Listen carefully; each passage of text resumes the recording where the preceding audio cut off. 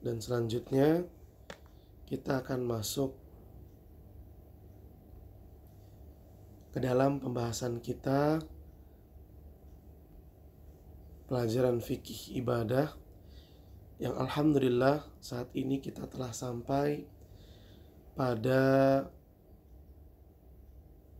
kitab siyam, kitab puasa. Kita masih pada bab yang pertama dan alhamdulillah sekarang kita sudah masuk di al-mas'alatul khamisah, pembahasan yang kelima. Maksudnya al-mas'alatus sadisah, pembahasan yang keenam. Silahkan dibuka buku fikih muyasarnya. Ayo, silahkan dibuka buku fikih muyasarnya, kemudian disiapkan alat tulisnya.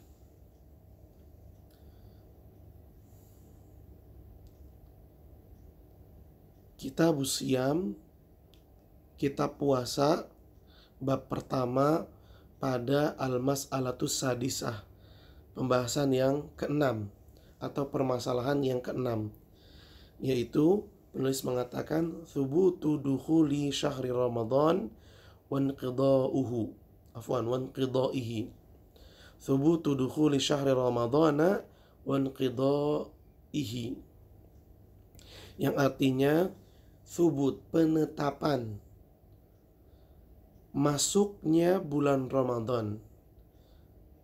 Penetapan masuk bulan Ramadan artinya penetapan awal Ramadan. Wanqidaihi, dan penetapan berakhirnya Ramadan atau akhir Ramadan.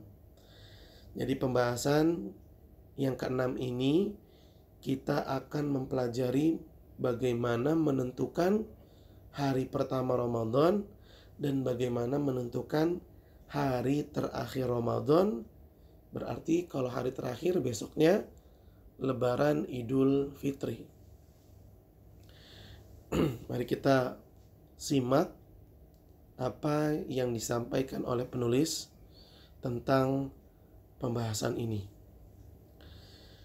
Beliau rahimahullah berkata, yathbutu dukhulu syahri ramadhana biru'yatil hilal binafsihi au bisyahadati ghairihi ala ru'yatihi au ikhbarihi bidzalika.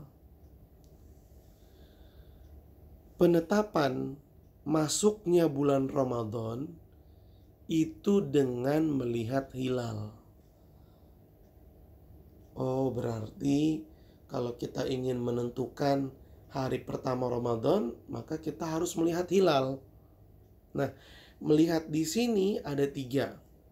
1, melihat dengan mata kepala sendiri, kita yang melihat itu hilal.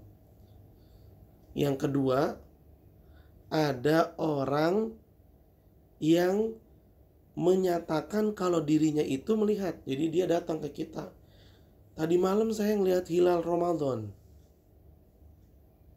Ada orang datang, kemudian dia berkata, saya tadi malam melihat hilal Ramadan. Atau yang ketiga, kita mendengar berita disampaikan di siaran radio atau televisi atau media sosial bahwasanya hilal Ramadan telah terlihat. Ya. Ketiga perkara ini adalah bentuk melihat hilal, mau dengan mata kepala sendiri, orang lain datang ke kita mengabarkan, atau kita mendengar dari siaran berita. Kalau itu terjadi, maka itu adalah tanda masuknya bulan Ramadan. فإذا شهد مسلم عدل برؤية هلال رمضان ثبت بهذه الشهادة دخول شهر رمضان. Apabila seorang muslim yang soleh, seorang muslim yang dianggap soleh, ia menyatakan telah melihat hilal, maka hal tersebut menjadi sebab keputusan bahwa bulan Ramadan telah tiba. Ya, sekali lagi, baik kita yang lihat, orang lain ngabarin ke kita, atau kita dengar siaran berita.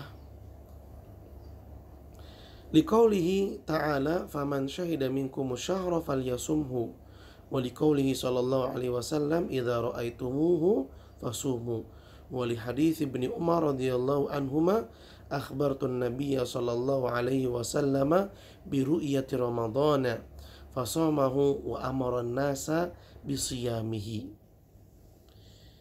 Hal ini berdasarkan dalil. Yang pertama adalah firman Allah Subhanahu wa taala dalam surat Al-Baqarah ayat 185, di mana Allah berfirman yang artinya, barang siapa melihat hilal di antara kalian, siapa di antara umat Islam ini ada yang melihat hilal, maka hendaklah dia berpuasa Ramadan. Kemudian Nabi Shallallahu Alaihi Wasallam juga bersabda, jika kalian melihat hilal, maka hendaklah kalian berpuasa Ramadan. Dan juga berdasarkan hadis yang disampaikan oleh Ibnu Umar radhiyallahu anhuma, Ibnu Umar berkata, aku menyampaikan kepada Nabi bahwasannya diriku melihat hilal. Maka Nabi pun berpuasa, puasa Ramadan. Lalu Nabi Shallallahu Alaihi Wasallam perintahkan masyarakat, perintahkan umat Islam juga untuk berpuasa Ramadan. Ini semua adalah dalil yang menunjukkan bahwa jika melihat hilal itu artinya awal bulan Ramadan telah tiba. Kemudian fa in lam yural hilalu aw lam yashhadu muslimun adlun bi ru'yatihi wajaba ikmalu iddati sya'bana 30 yauman. Apabila hilal tidak bisa dilihat atau tidak ada orang yang melihatnya dan gak ada berita atau berita menyampaikan hilal tidak terlihat. Hilal tidak terlihat itu boleh jadi karena cuacanya mendung, ya, awannya gelap sehingga gak kelihatan. Kalau cuaca cerah, hilal mudah dilihat. Tapi kalau mendung, sulit untuk dilihat. Nah, kalau hilal tidak bisa dilihat, baik oleh kita sendiri atau oleh orang lain, atau berita menyampaikan hilal tidak terlihat, apa yang harus dilakukan? Yang dilakukan adalah melengkapi bulan Sya'ban menjadi 30 hari. Ya, karena setelah Sya'ban itu Ramadan. Sya'ban kemudian Ramadan. Nah, perlu kita ketahui bahwa bulan Hijriyah itu jumlah harinya kalau enggak 29 ya 30. Maka di tanggal 29 itu adalah waktu untuk melihat hilal. Kalau hilal kelihatan berarti besok tanggal 1. Kalau hilal nggak kelihatan maka besoknya tanggal 30. Bukan tanggal 1 tapi tanggal 30. Nah, kalau udah tanggal 30 ya udah besoknya sudah pasti tanggal 1. Karena di bulan Hijriyah tidak ada tanggal 31, tidak ada.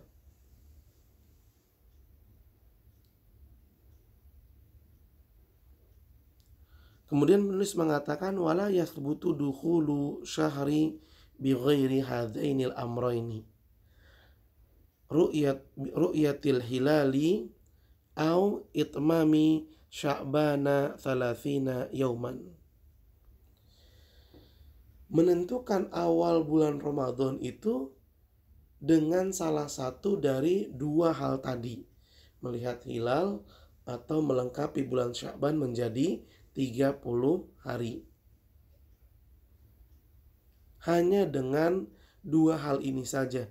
Tidak ada metode lain untuk menentukan awal Ramadan.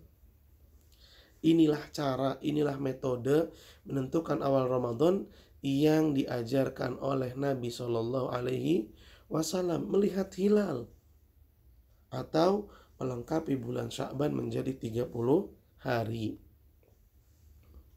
Liqaulihi sallallahu alaihi wasallam, sumu li ru'yatihi wa aftiru li ru'yatihi fa in gubbiya alaikum fa akmilu iddata sya'bana 30. Nabi Shallallahu alaihi wasallam menyampaikan, berpuasalah kalian, yaitu puasa Ramadan, kalau kalian melihat hilal. Dan berlebaranlah kalian, yaitu lebaran Idul Fitri, kalau kalian melihat hilal. Jika hilal tidak terlihat karena cuaca yang mendung, maka lengkapilah bulan Sya'ban menjadi 30 hari.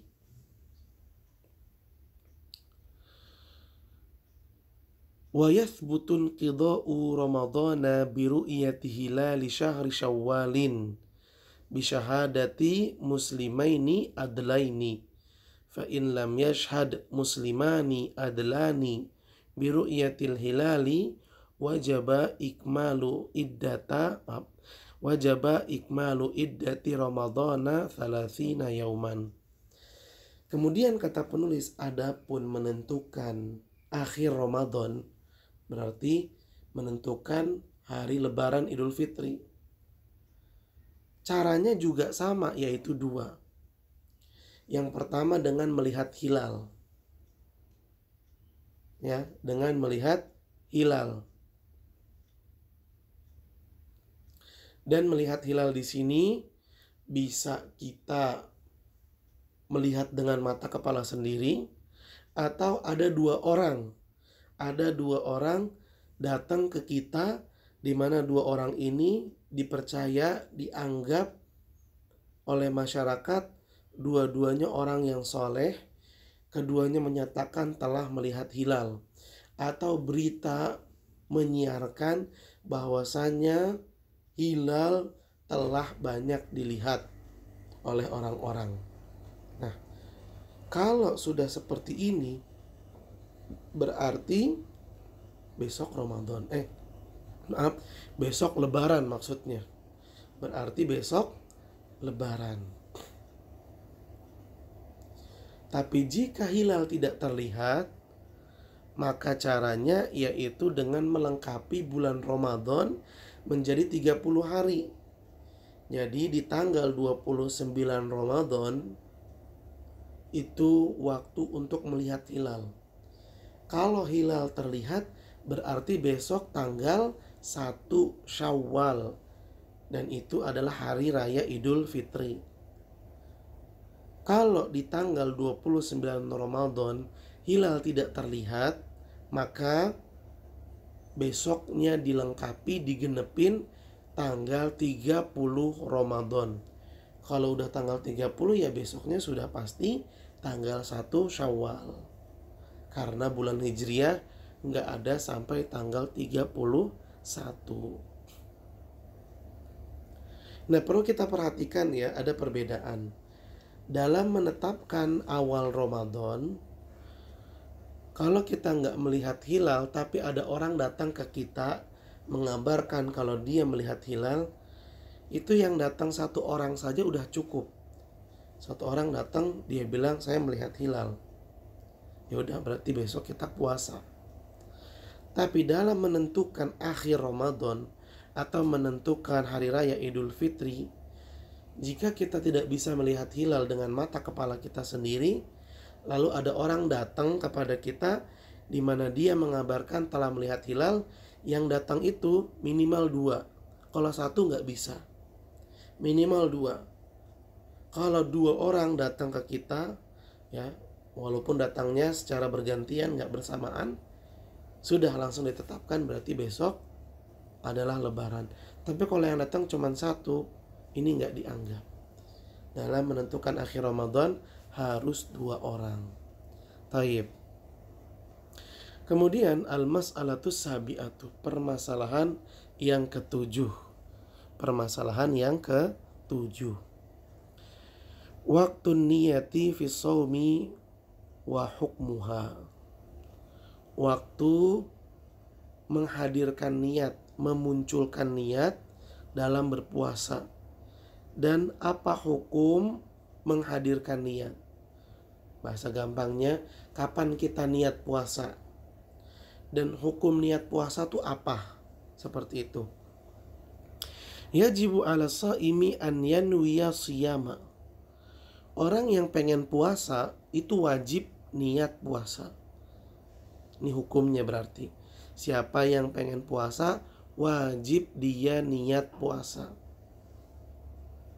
Karena ada orang dia nggak makan, dia nggak minum karena pengen menjaga kesehatan, karena pengen menurunkan berat badan, ya nggak dia niatin puasa maka nggak jadi puasa. Diniatkan puasanya itu ibadah karena Allah. Wa hiya ruknun min arkanihi kama madha. Niat itu wajib karena niat dalam puasa itu termasuk rukun dari rukun-rukun puasa yang telah dijelaskan sebelumnya. Liqaulihi sallallahu alaihi wasallam, dan juga berdasarkan sabda Nabi sallallahu alaihi wasallam, innamal a'malu binniyat. Sesungguhnya amalan itu tergantung dengan niatnya. Wa innama likulli imri'in ma nawa. Dan seseorang akan mendapatkan balasan sesuai dengan yang dia niatkan. Kalau dia nggak niat puasa, cuma niat diet, ya udah dapatnya diet aja, nggak dapat pahala puasa. Kapan dia dapat pahala puasa? Kalau dia niatkan untuk berpuasa. Wa yanwiha minal laili fi siyamil wajibi ka shaumi ramadhana wa kafarati wal qada'i wan nadhari walau qabla al-fajri bidaqiqatin wahidatin. Liqaulihi sallallahu alaihi wasallam, man lam yubayyiti siyama qabla al-fajri fala siyama lahu.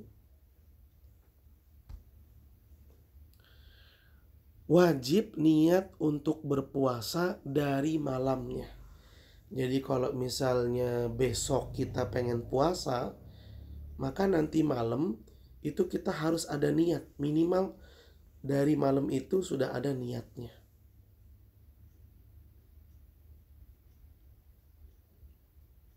Maksudnya maksimal dari malam itu sudah ada niatnya. Dan ini jika puasa yang kita lakukan adalah puasa wajib, seperti puasa Ramadan, puasa kafaroh, puasa bayar utang, atau puasa nazar. Kalau puasa yang kita lakukan adalah puasa wajib, maka niatnya itu harus sudah ada sejak malam. Sejak malam. Besok saya mau bayar utang puasa Itu harus ada dari malamnya.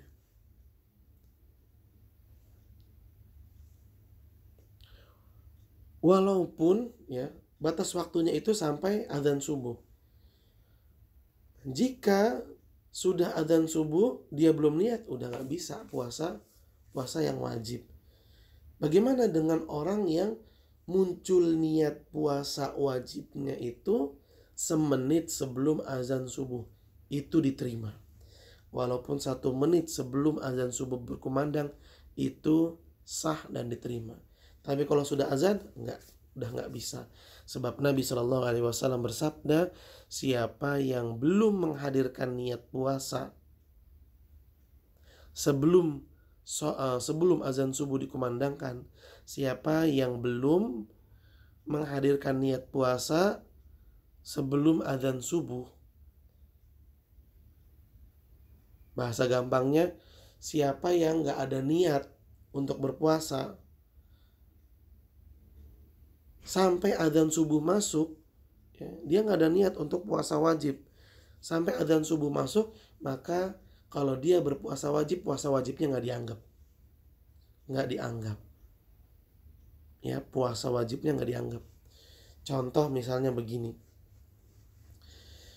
malamnya nggak ada niat apa-apa untuk berpuasa bayar hutang.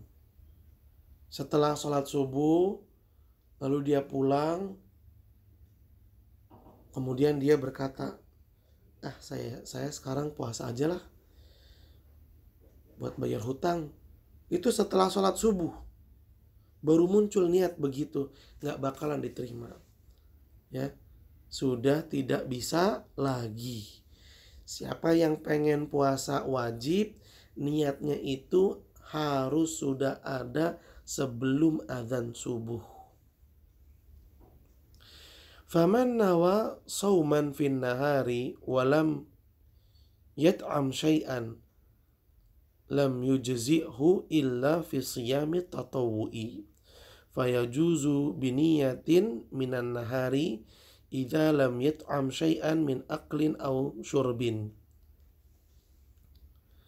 Li hadithi Aisyah radhiyallahu anha qalat dakhala alayya nabi sallallahu alaihi wasallam dzata yaumin faqala hal indakum min syai'in faqulna la qala fa inni idzan shaimun amma siyamul wajibu fala yanaqidu biniyatin minan nahari wala budda fihi min niyatil laili. Nah, penulis kembali mengatakan siapa yang niat berpuasa pas di siang hari, walaupun dia belum makan apa-apa, maka puasanya itu tidak sah. Ya tadi habis sholat subuh aja, pas pulang itu baru selesai sholat subuh. Terus dia pulang ke rumah, lalu muncul niat, saya mau puasa wajib, saya mau puasa bayar utang, itu nggak diterima. Karena sudah lewat adzan subuh. Terlebih lagi orang yang misalnya, udah jam 12 siang nih. Saya belum sarapan, saya belum ngemil apa-apa, saya juga belum minum. Berarti hari ini saya puasa aja, puasa bayar hutang. Munculnya jam 12 siang, ini nggak diterima. Dalam puasa wajib, ini tidak sah. Adapun dalam puasa sunnah, maka boleh niatnya itu muncul di siang hari. Kalau puasa sunnah, boleh.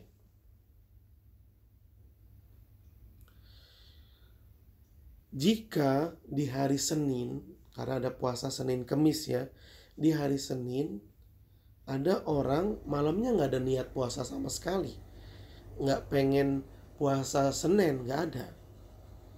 Salat subuh juga nggak ada, pagi-pagi juga nggak ada, baru muncul siang hari. Dan dia belum makan, dia belum ngemil, dia belum minum, intinya belum memasukkan apa-apa ke dalam mulut dan perutnya. Lalu dia bilang, udah jam 12 siang, kan saya belum makan apa-apa, belum minum apa-apa, mending saya puasa aja lah, tinggal setengah hari lagi, gampang. Saya niatkan untuk puasa Senin. Dalam puasa sunnah ini boleh. Niat baru muncul di siang hari boleh. Hal ini berdasarkan hadis yang diriwayatkan oleh Aisyah radhiyallahu anha. Beliau berkata, Nabi SAW datang kepadaku suatu hari. Dzata yaumin itu suatu hari. Dakhala alayya maksudnya datang kepadaku suatu hari. Faqala, lalu Nabi SAW berkata, hal indakum min syai', apakah kamu punya sesuatu, maksudnya punya makanan?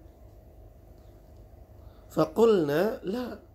Aisyah bilang, kita gak punya apa-apa, gak ada makanan. Lihat betapa Rasulullah SAW hidupnya sederhana. Sampai pernah beliau nanya ke istrinya, ada makanan enggak? Kata istrinya enggak ada. Jauh dari kemewahan, jauh dari gelimang harta. Beliau hidup sederhana, padahal beliau seorang nabi dan rasul.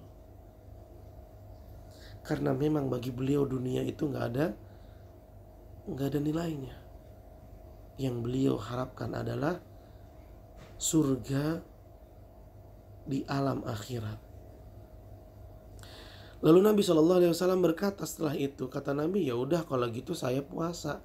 Fa inni idzan shaim, ya udah kalau gitu saya puasa aja. Nah, ini berkaitan dengan puasa sunnah. Ini boleh. Adapun puasa wajib maka tidak sah kalau niatnya baru muncul di siang hari. Karena puasa wajib niatnya itu harus dari malam. Wa takfi niyatun wahidatun fi bidayati Ramadhan li jami'i syahri wa yustahabbu tajdiduha fi kulli yaumin.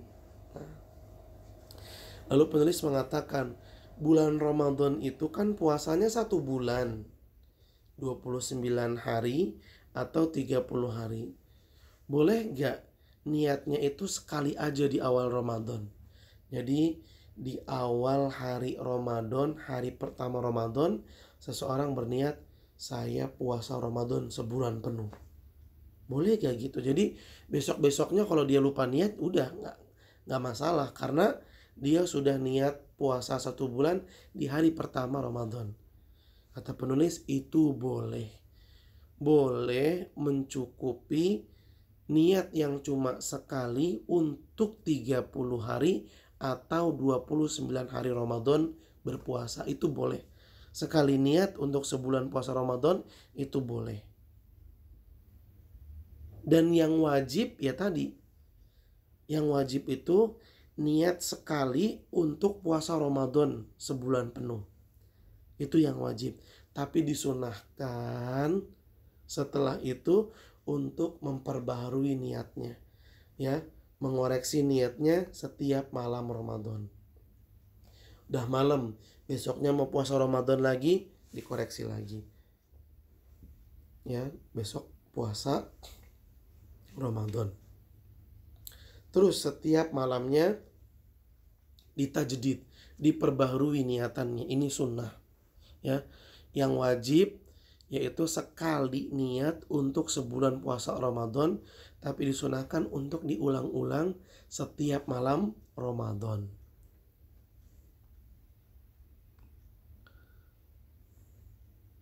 Alhamdulillah, dengan demikian bab yang pertama telah kita selesaikan. Maka selanjutnya kita masuk kepada bab yang kedua. Al-babu ats-tsani. Al-babu ats-tsani. Silahkan dibuka bab yang keduanya.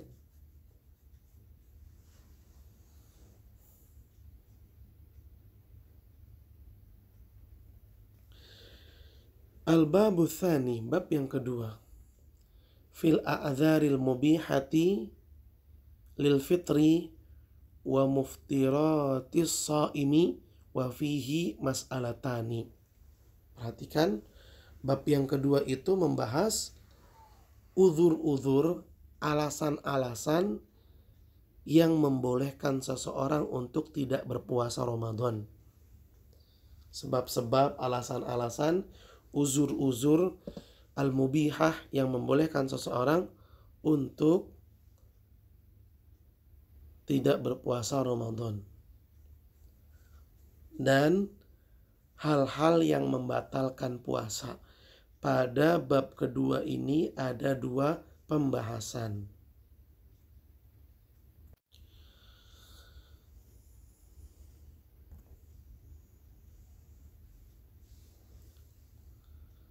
Al-mas'alatul ula, pembahasan yang pertama, al-a'dzarul mubihatu lil fitri fi Ramadan. Uzur-uzur, sebab-sebab yang membolehkan seseorang untuk tidak berpuasa di bulan Ramadan. Penulis mengatakan, yubahul fitru fi Ramadana li ahadil a'dzarit taliyati. Seseorang boleh untuk tidak berpuasa di bulan Ramadan dengan salah satu dari sebab-sebab berikut ini. ya, dengan salah satu dari sebab-sebab berikut ini. Al-awwalu al-maradu wal kibaru.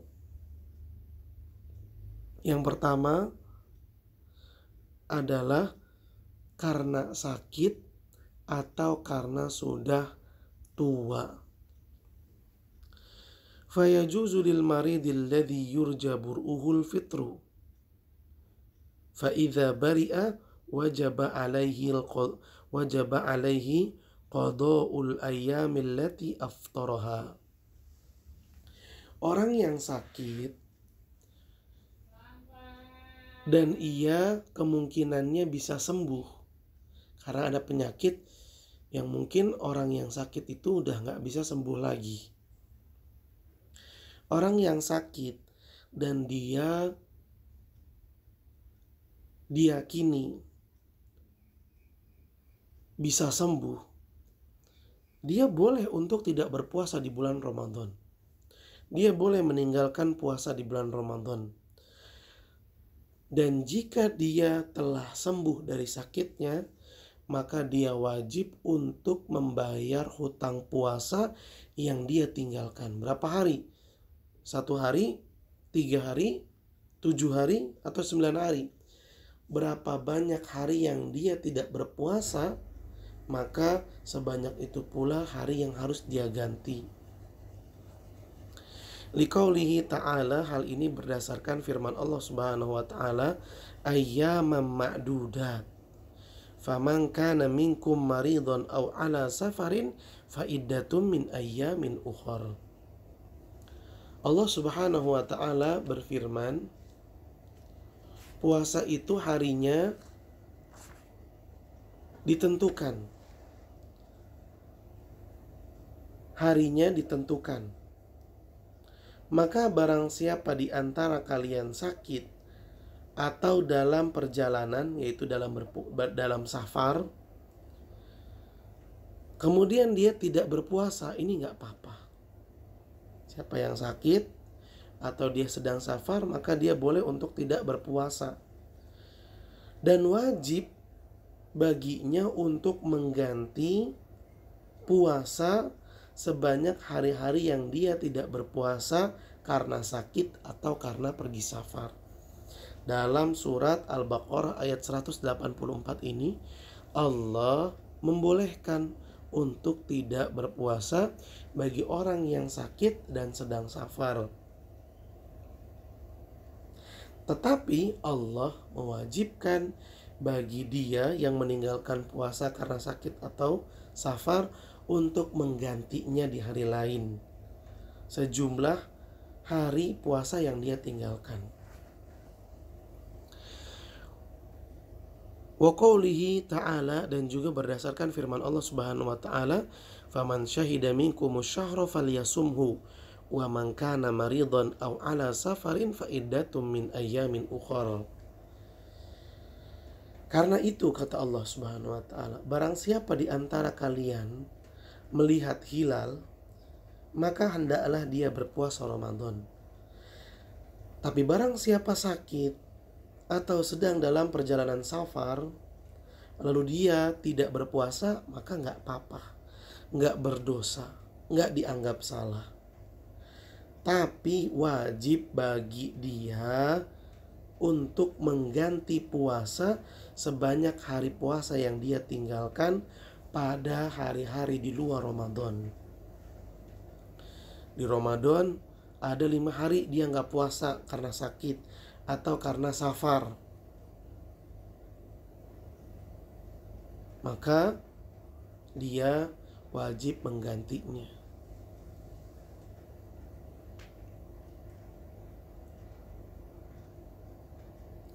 Wal maradul ladzi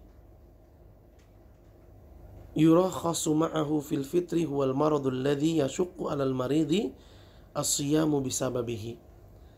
Sakit yang membolehkan seseorang untuk tidak berpuasa adalah sakit yang jika seseorang paksa untuk puasa, maka dia akan merasa berat.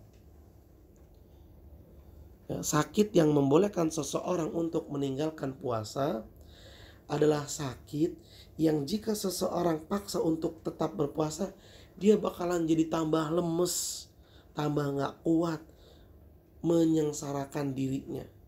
Nah kalau seperti itu, itulah penyakit yang membolehkan seseorang untuk tidak berpuasa.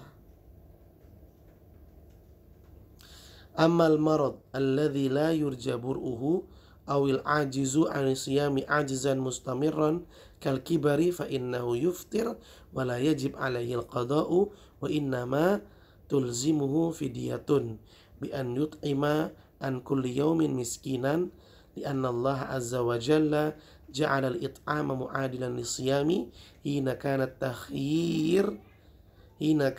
at-takhyiru bainahuma fi awwali ma farada siyama fata'ayyana an yakuna badalan anhu indal udhri. Nah, kalau sakit yang diderita itu adalah sakit ringan, kayak misalnya kutuan misalnya. Sakit, maksudnya sakit ringan di sini sakit yang kalau orang itu berpuasa nggak masalah, nggak apa-apa. Atau mungkin misalnya ada bisul yang tidak menyebabkan demam. Kalau dia puasa, dia nggak berat, dia nggak menyengsarakan diri. Kalau sakitnya sakit seperti ini, maka tidak boleh meninggalkan puasa.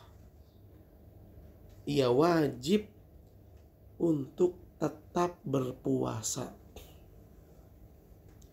Wajib untuk tetap berpuasa bagi orang yang sakitnya masih bisa untuk berpuasa dan tidak menyengsarakan dirinya kalau dia berpuasa. Baik. Lalu penulis mengatakan, adapun orang yang sakit dan sakitnya itu gak bakalan sembuh lagi, atau orang yang sudah tua, yang sudah gak kuat lagi untuk berpuasa, maka orang yang seperti ini kondisinya boleh untuk tidak berpuasa di bulan Ramadan. Dan ketika dia meninggalkan puasa Ramadan, dia tidak diwajibkan untuk menggantinya. Karena sakitnya dia gak bakalan sembuh. Yang kedua, karena dia sudah tua, udah gak kuat lagi untuk berpuasa.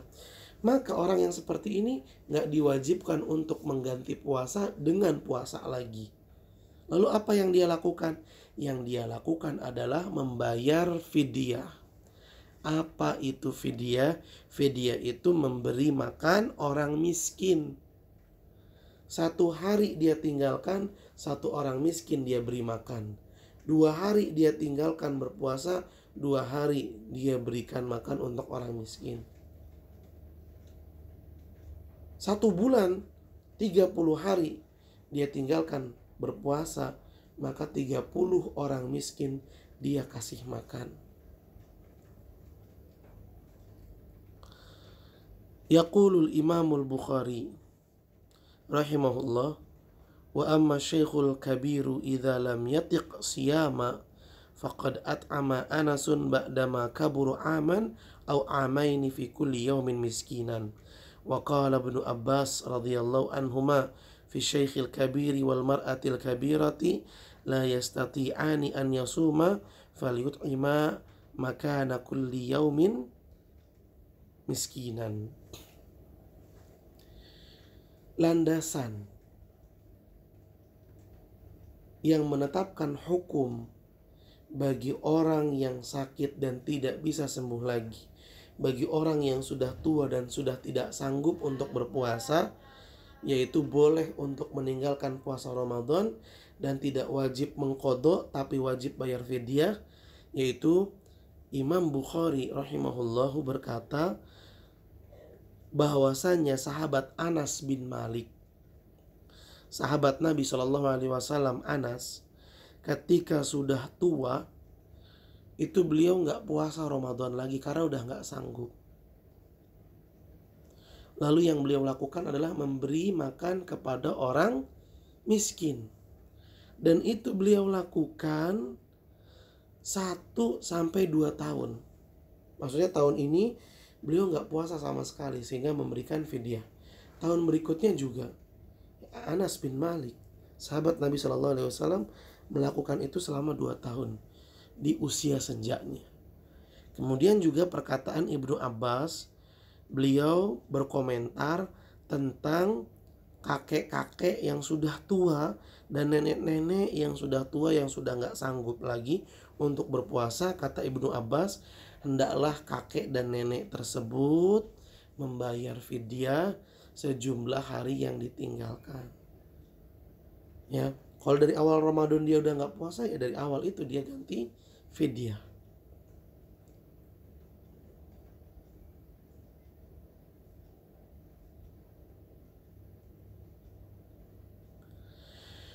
Fayut'imul ajizu anisiyami ajzan la yurja zawaluhu bimaradin kana au kibarin an kulli yaumin miskinan nisfa sa'in min birrin au tamrin au aruzin au nahwiha min qutil baladi wa miqdaru sa'i kilu wa rub'u takriban fayakunul it'amu an kulli yaumin kilogram wa mi'atu wa khamsa wa isrina jraman takriban. Orang yang sudah nggak sanggup lagi untuk berpuasa, sama sekali udah nggak bisa, baik itu karena dia sakit, yang sakitnya itu udah nggak mungkin sembuh lagi, atau karena dia sudah tua, yang dia udah nggak sanggup lagi untuk berpuasa, maka kewajiban dia membayar fidyah. Bagaimana cara bayar fidyah?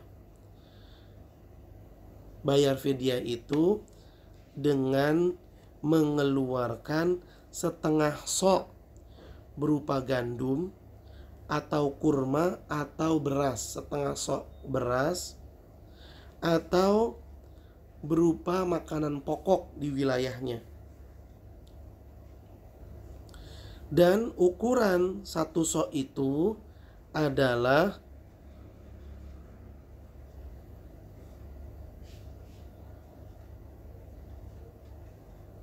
2,25. Ya, 2,25 gram. 2,25 kilogram. Ya, kilowani warubu takriban. Satu sok kan tadi ya, orang yang bayar fidyah itu jumlahnya setengah sok, setiap harinya setengah sok untuk setiap hari yang dia tinggalkan. Tinggal dihitung aja berapa hari yang dia tinggalkan. Intinya satu hari itu setengah sok. Sedangkan satu sok itu kalau ditakar dengan kilo, maka beratnya adalah 2,25 kilogram. 2,25 kilogram. Itu berarti setengah sok itu adalah 1 kilo 125 gram.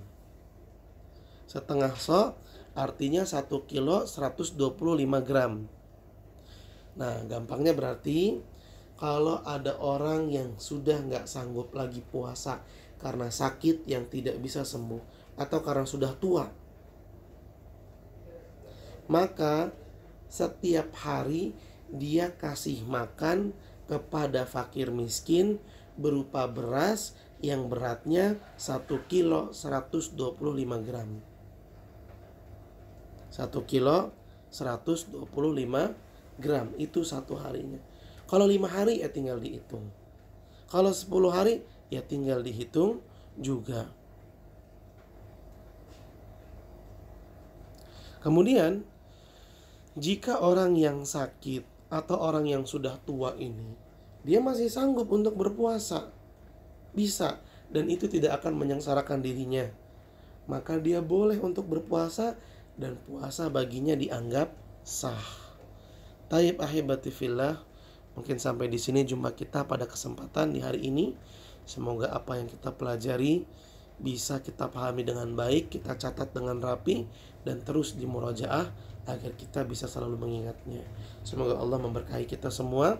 Terima kasih banyak atas perhatiannya dan mohon maaf apabila ada kekurangan dan kesalahan. Kita akhiri dengan membaca doa kafaratul majlis. Subhanakallahumma wa bihamdika asyhadu an la ilaha illa anta astaghfiruka wa atubu ilaik. Billahi taufiq wal hidayah. Assalamualaikum warahmatullahi wabarakatuh.